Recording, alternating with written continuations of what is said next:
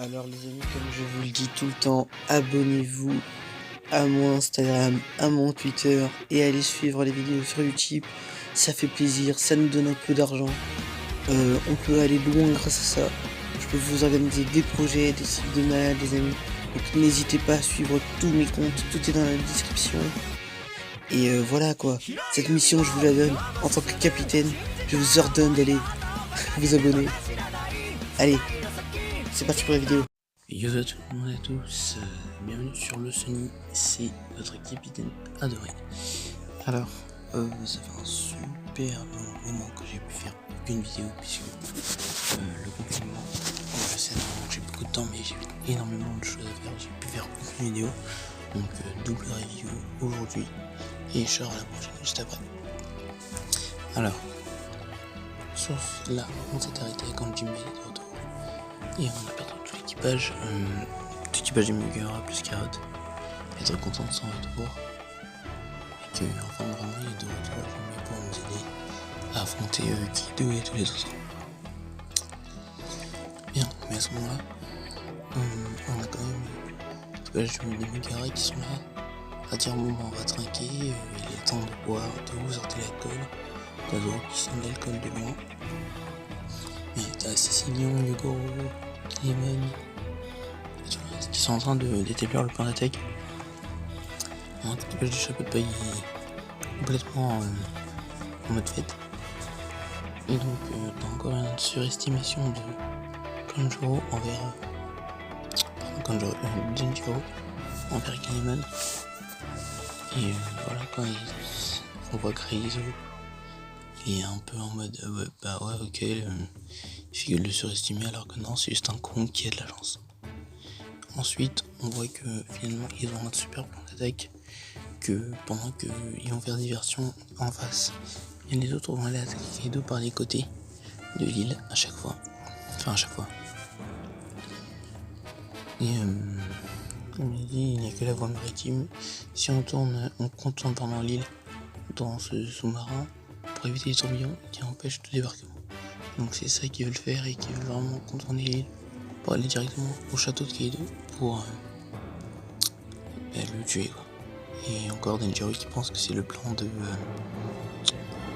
Kinemon. Mais bien c'est faux, c'est pas le seul.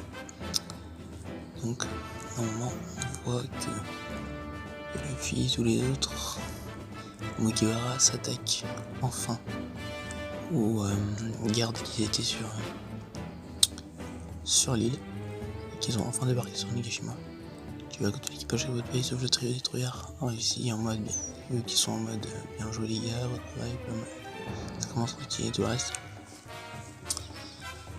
Et puis là on les voit, ils sont en mode on a réussi quoi, on va commencer à rentrer depuis chez vous, suivez-nous. Et voilà. Et Luffy, on voit qu'il veut faire un banquet, alors je pense que vous l'avez entendu beaucoup de fois. Luffy s'avance beaucoup sur cette victoire. Et quand Oda fait ça, enfin déjà il l'a jamais fait. C'est bizarre, c'est louche. Et donc on se demande est-ce que Luffy est vraiment serein ou est-ce que ça c'est pas le prémisse de quelque chose de grave qui va arriver finalement et que tout ce qui est dit là par Luffy, finalement ça sera très très grave. Donc l'équipage de Kid aussi qui va. Et voilà quoi. Et à la fin de ce chapitre là on avait l'arrivée des Toby robots qui étaient arrivés bien sûr dans le château pour tout ce qui est à faire. Ensuite on a eu le chapitre 978 puisque celui d'avant c'était le 967 donc comme il est montré dans le titre. On les voit tous qu'ils ont commencé vers l'une des blancs. Tout le monde était prêt, qu'ils devaient se tenir prêt pour partir jusqu'à Onigashima. Et quand on monte sur Onigashima, par contre, cette île est incroyablement belle. T'as une épée géante, t'as le crâne qui est stylé, t'as vraiment une patte japonaise mais très très jolie. Et Onigashima c'est vraiment pas moche. Là où tu peux penser que c'est une île un peu en mode enfer et le reste, et ben non, pas du tout. Bien débarqué sur Onigashima, tout le monde se demande alors c'est ça Onigashima machin et tout. Et là t'as des éclaireurs, des vigiles plutôt.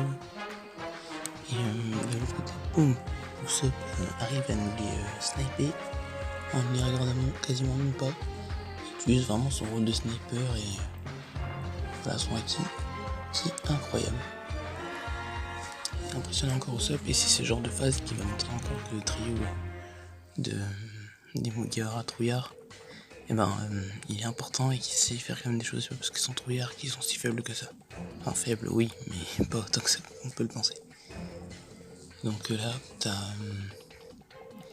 Kinemon qui doivent couler tous les bateaux, puisque on voit encore Kinemon qui est en mode on est sûr de pas revenir, donc il faut absolument tout couler, tout le reste et que dans tous les cas on ne reviendra pas, c'est notre dernière issue là-bas, et si on y va, on y va.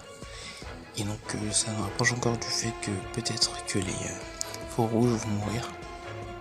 Et qu'ils ne sortiront pas vainqueurs Enfin, ils sortiront peut-être vainqueurs finalement, enfin sûrement vainqueurs, mais ils ne sortiront pas vivants et qu'à la fin, ils mourront. En tout cas moi, c'est ce que je pense et ce que beaucoup de youtubeurs aussi ont pensé.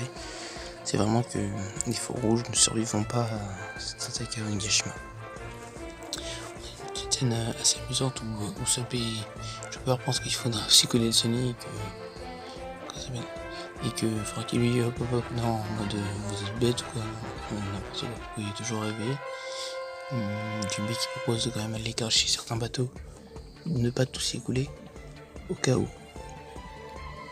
Puis après ils passent tous sur un pont et là grâce à Kinemon qui utilise le grand magasin de Kin pour tous leur changer leur tenue.